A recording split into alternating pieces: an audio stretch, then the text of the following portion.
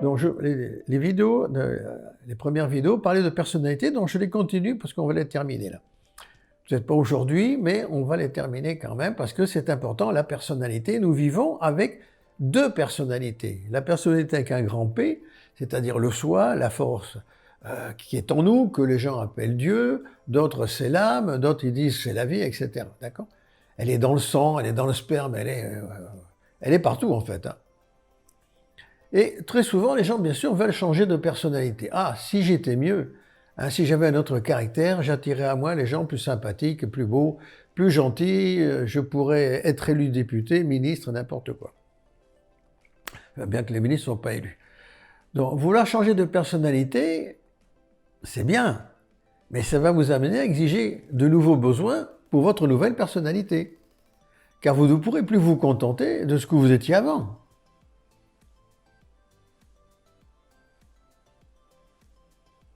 Il faut bien réfléchir là-dessus.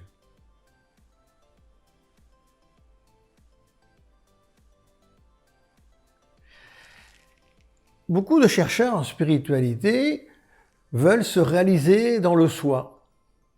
Alors quand je baisse la tête, c'est parce que j'ai une souris et je fais monter un texte. Hein.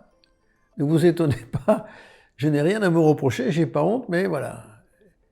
Et comme je fais beaucoup de gestes, comme les gens sont toujours nés dans le sud, eh ben, je quitte la souris qui est sous mon majeur, oui, sous mon majeur droit. Donc, pour les chercheurs en spiritualité, au lieu de changer de spiritualité, de personnalité, essayez plutôt de vous réaliser à l'intérieur de vous-même ce qu'on appelle le soi, l'âme divine, appelez ça comme vous voulez, ou Dieu. Parce que beaucoup de chercheurs en spiritualité disent, ça fait 20 ans, 30 ans, je fais la spiritualité, 5 ans, 3 semaines et tout, et il n'y a rien qui change dans ma vie.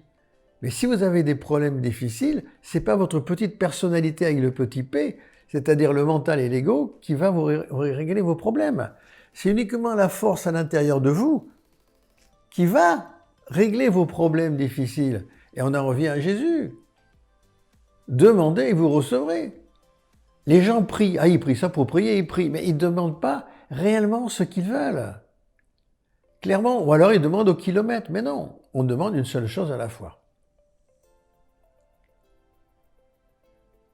Mais qu'est-ce que vous appelez des problèmes difficiles ?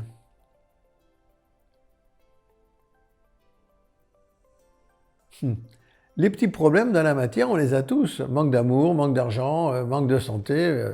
Ça, c'est déjà un peu gros problème. Bon.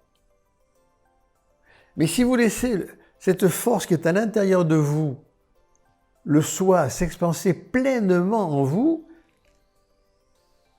eh bien, il va remplir votre âme, votre cœur, votre esprit, votre corps physique. Et vous ne manquerez de rien.